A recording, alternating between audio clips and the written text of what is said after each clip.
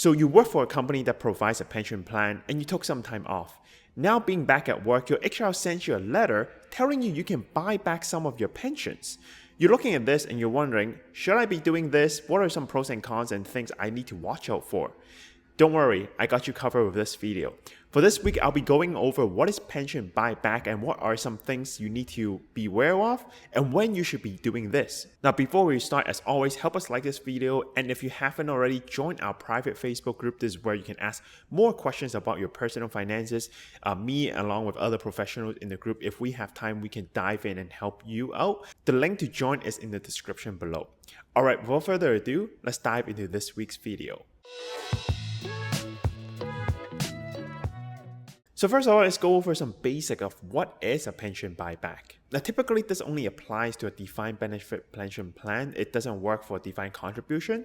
A defined benefit pension plan, known as DB, is when you know guarantee retirement income. It will be stated on your pension statement every year. You also don't get to choose your investment. Usually these are only offered in mega corporations like TELUS, Rogers, or if you work for government or public services like OMERS and HOOP, those will be the DB plan. Now, how it works with DB plan is as you work every year, you will use some of your salary to purchase something called pensionable service. Imagine them to be units that you accumulate throughout your career. And when it's time to retire, your pension plan will use these units times your average salary, usually is the last 5 years prior to retirement, times 2%. Whatever that number comes out to be will be your starting guaranteed retirement income for life. Usually this income is also indexed to inflation depending on what kind of pension plan you're with. Now, when you take some time off, unpaid leave, for example, mat leave, you are still eligible to get some of these services even though you're not working, you're still employed. This is called pension buyback, aka a service buyback. But why do we want to buy it back then? The biggest reason is because this will give you a higher guaranteed income when it's time to retire. Now, even though this sounds good, not everyone should be doing this, and this is something I want to make very clear in this video. But before we talk about that, let's talk about how do we buy back if we want to do so. There's really three major ways to do so. The first one is using cash directly. The second one is using your own RRSP and transfer it into your pension plan. And number three is using a mix of cash and RRSP. There is actually a fourth way, which is using your former pension and transferring that into a new pension. This is usually when you switch to a new employer. However, even though this is available, this is subject to a pension plan approval, and usually it's a very niche way of doing things. So really, you just have the first three ways that I mentioned. Now, on here, do note that if you want to use cash to buy your pension back, you do have to make sure you have enough RRSP room for this. Because normally contributing to your DB plan will reduce your RRSP room. So now that you're buying the units back, you have to make sure you have such room to support this. This reduction in RRSP room is called Past Service Pension Adjustment, PSPA. Alright, now comes the important part is, should I be buying back my pension? While many people, especially the older colleagues, will advise you to always buy it back, it is actually a lot more nuanced than that. There's more things we need to look at. The main thing here is to analyze the cost versus benefit of doing so and compare that to if we were to take this money and invest on the side by ourselves, for example, in an RRSP, would we be able to generate a better income stream versus staying or buying back into our pension? So with this, let's look at an example. I'm going to post something directly from an RBC article talking about pension buyback. So in this example, Mary is 50 years old and she works for the federal government. Now, as of this moment, she has 20 years of pensionable services and she did take some time off. So now she's returning back to work. The work is offering her to buy back 5 years of her pensionable services for the cost of $100,000. She is pretty healthy here and is expected to live until she's 90. She is currently making $50,000 per year, expecting to get a 3% raise every year until she retires. Now, she wants to retire 5 years from now, so when she is 55. Also, Mary's plan has a normal retirement date NRD of age 60. Now, every DB plan has an NRD, usually ranging around 55 to 65. And if you were to retire earlier, the range of penalty will be around 2 to 6% per year. In this case, Mary is looking at 5% per year penalty for her plan. So with all this info, Right now, as she stands without the buyback, this is the pension she's expecting. She can expect $19,909 per year with CPP bridge from 55 to 65 indexed to inflation. And once she hits 65 and on, her benefit can be expected to be $18,913 per year indexed to inflation. Usually, most DB plan has a CPP bridge benefit. This is really to help you gap that CPP benefit that is not paying out yet. Usually people get it at 65. So they'll give you a little bit more in case you want to take an earlier retirement. And then once you hit 65, you're supposed to start a CPP naturally. They would reduce that bridge so that you get pension and CPP, which will equal roughly the same amount that you've been getting previously. Now, one last thing to keep in mind here is for Mary's plan, the numbers you just seen already included a 25% reduction penalty because she's retiring 5 years ahead of her 60 years old schedule. Now, on the other hand, with pension buyback, these are the numbers she can be expecting. She will be getting $31,855 per year from 55 to 65 indexed to inflation. And once she hits 65, it will be $30,262 per year indexed to inflation. So looking at this, we can expect that by buying back 5 years with $100K, she can expect $11,946 per year increase from 55 to 65 versus her previous number, and $11,349 per year increase from 65 and on. However, if she were to not buy this back with $100K and invest it on the side by herself into an RRSP, assuming a 7% average return per year, indexed to a 3% inflation rate, she can generate $7,248 per year from 55 to 65 and $9,741 from 65 plus all the way until she's 90 years old. So as we can see, by using $100K to buy back 5 years worth of her serviceable pension, she actually gets a much better retirement income stream versus doing it herself on the side. So if retirement income is something she's concerned with, she definitely should buy back those 5 years. And also, expecting 7% on average for the rest of her life is probably not very realistic.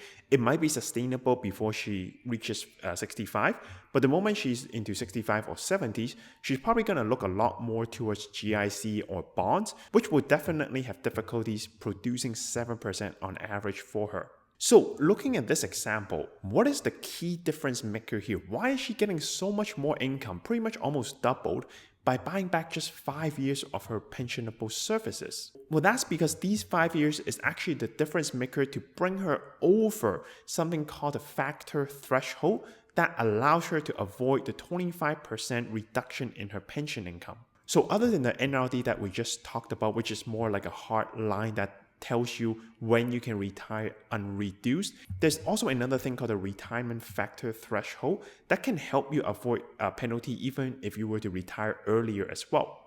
How it works is every pension plan has a different factor number.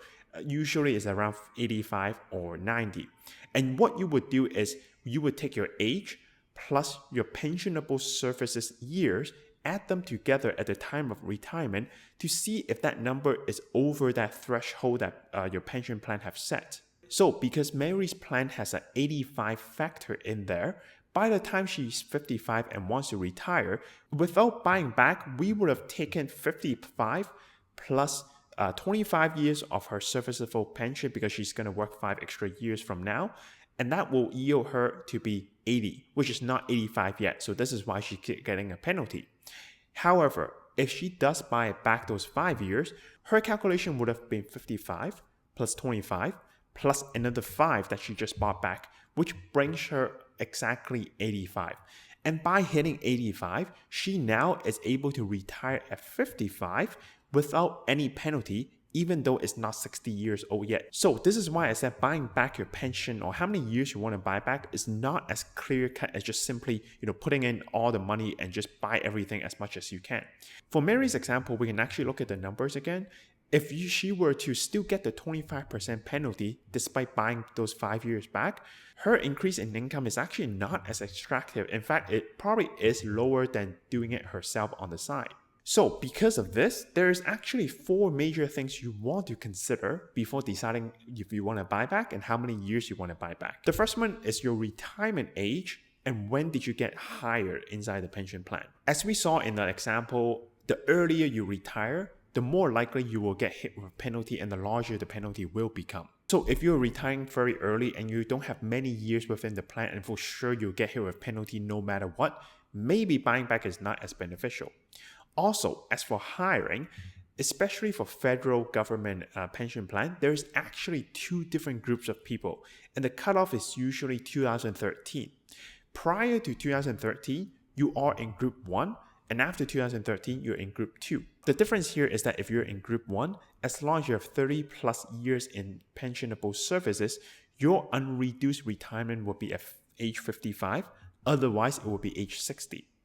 And for group 2, everything is moved back 5 years. If you have 30 years of pensionable services, your unreduced retirement age would have been 60, otherwise 65. This is going to be a huge difference maker to decide how many years of pension you may want to buy back. This is also why if a lot of older colleagues are advising you to buy all of it back or buy as much as possible, they might be talking to you as if you're in group 1, when if you're younger, you probably are going to be in the group 2 category, which has a totally different calculation. Now, the second thing you want to look at is your life expectancy. Because pension plan usually has a reduced survival benefit or none at all, which means your income will stop as soon as you die. If you have a shorter life expectancy, maybe you don't want to buy as much into pension because you don't get to leave anything for your next of kin, and you may be losing out if you die too early. Now, the last thing you want to look at is your income trajectory. So what happens is usually pension have 3 different ways of calculating your pension benefits. The most common way is taking the last 5 years of your income right before retirement, take an average of that, times your units that you accumulated, times 2%, that will be your retirement income. So if you see yourself to make more money right before retirement, those 5 years, you are probably more beneficial to buy those years back because it will give you a higher income when it's time to retire. Now, if you have a normal life expectancy and if you have a combination of higher salary by the time you retire versus now, and also by buying those years back, it brings you over to the unreduced retirement income calculation. Typically, you should buy them back because it will yield you a much better retirement income versus if you were to take this lump sum and doing it on your side inside an RRSP. Alright, so to round out the video, there's also some side consideration you want to think about that might affect your decision as well. Now, first is your preference to delegate investment choice to someone else. If you prefer someone else to do investment for you, then probably more reason to buy it back. If you think you can do a better return or you'd like to control things yourself, then you may not want to buy it back. Now, second is access to group insurances within the plan. Some pension plans do offer this, and that might be a difference maker on whether you want to stay with the plan or not. And number 3 is diversification. Just like you don't want to place all eggs in one basket, you may also not want to place all your money into one pension plan. So from that perspective, maybe that's a reason not to buy it, but that's totally depending on what you have other than the pension plan on the side. Next is estate planning flexibility. Like I said, because pension plan really leaves nothing for your next of kin if you started the income already. So if you want to leave something for them, then you may not want to buy everything into your pension because once you die, that's probably it. Another reason is the flexibility to access your fund. So if you were to invest on the side into an RRSP, you always have that option to do lump sum. Yes, you will still be taxed it, but you always at least have that option. With a pension plan, you have to stick with them and just get the monthly payments. There is also a consideration to defer your retirement income until 71 if you were to put those money into an RRSP instead. So if you need that tax deferral, maybe you want to do RRSP.